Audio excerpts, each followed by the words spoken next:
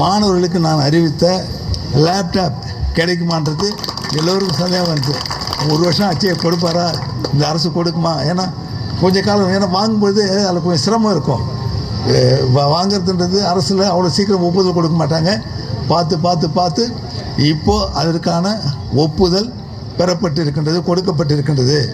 அதனால் வருகின்ற 25ஆம் தேதி, இந்த 25ஆம் தேதியில் அந்த திட்டம் முதலாக லேப்டாப் வழங்க இருக்கின்றோம். 25ஆம் தேதி அன்றிலிருந்து எல்லா பிள்ளைகளுக்கும் அந்த 11, 12வது படிக்கின்ற பிள்ளைகளுக்கு உடனடியாக வழங்கப்படும்.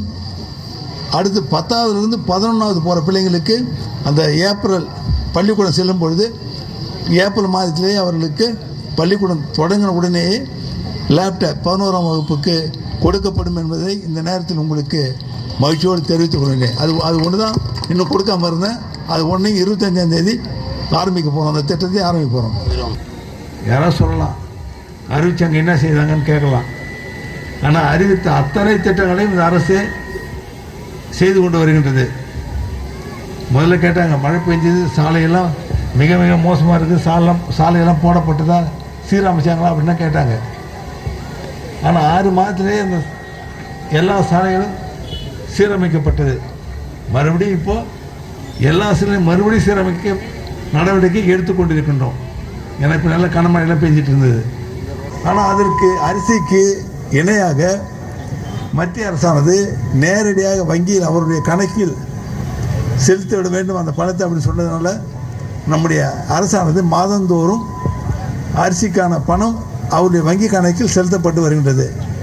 எனக்கு ஒரு சின்ன சந்தேகம் வந்தது, இந்த 500 ரூபா போதுமா, இப்போ இருக்கிற விலைவாசி உயர்ந்திருக்கின்றது, போதுமா அப்படின்னு ஒரு சந்தேகம் ஏற்பட்டது.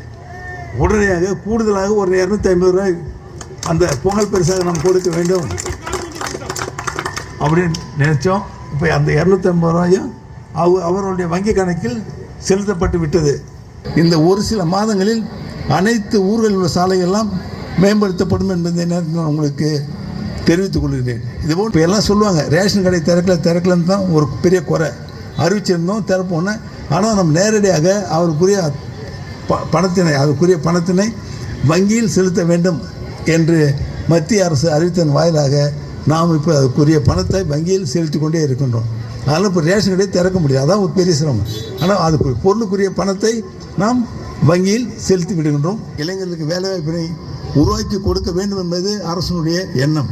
அந்த எண்ணத்தில் அரசு பணியிடங்கள் மட்டுமல்லாது தொழிற்சாலைகளை கொண்டு வருவதற்கு நடவடிக்கை நம்முடைய அரசு எடுத்திருக்கின்றது. சேரப்பட்டு தொழிற்சாலை பகுதியில் நாம் 750 ஏக்கர் நிலம் கையகப்படுத்தி வைத்திருக்கின்றோம்.